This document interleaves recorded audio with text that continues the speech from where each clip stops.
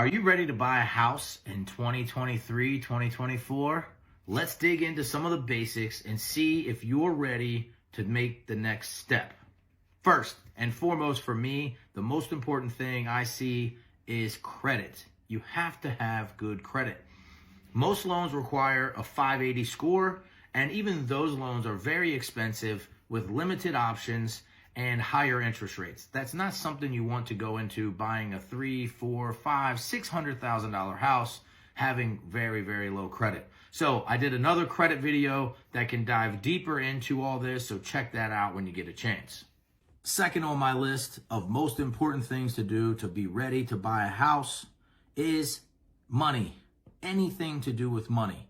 If you have cash laying around the house, make sure you put that in your bank. You cannot use cash to buy a house. You can't pay off debts. Once you've started the loan application, you can't pay off debts with cash. We have to source it. What that means is we have to show 2 months bank statements, all pages, on where the money is. Now, when we review those bank statements, we're going to look at your average account balance and your current account balance. If your average balance is $5,000 and your current balance is $10,000, where'd the $5,000 come from?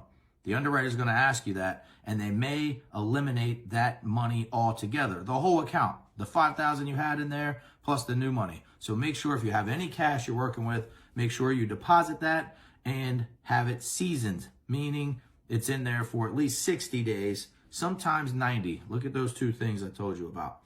Okay, so make sure your money's dialed in. If you do business, let's say on eBay or any of those other third-party sites, take that money out of those accounts, put it into your bank account so that's all in one place so that you can verify it. If you're working with cash daily, make sure you're putting enough money in there that you can buy the house that you want. Or make sure you keep very, very good receipts. Let's say you have a tow truck company and you're towing cars and they pay you cash. Make sure you have a receipt. So I can say, okay, here are 15 receipts that total $2,000, and that's where I got the cash from. That's what the underwriter is going to want to see. So make sure you're doing that, okay? There are specific cases where cash is okay, but it's few and far between. So check that out. I also have a video where I dove deeper into that.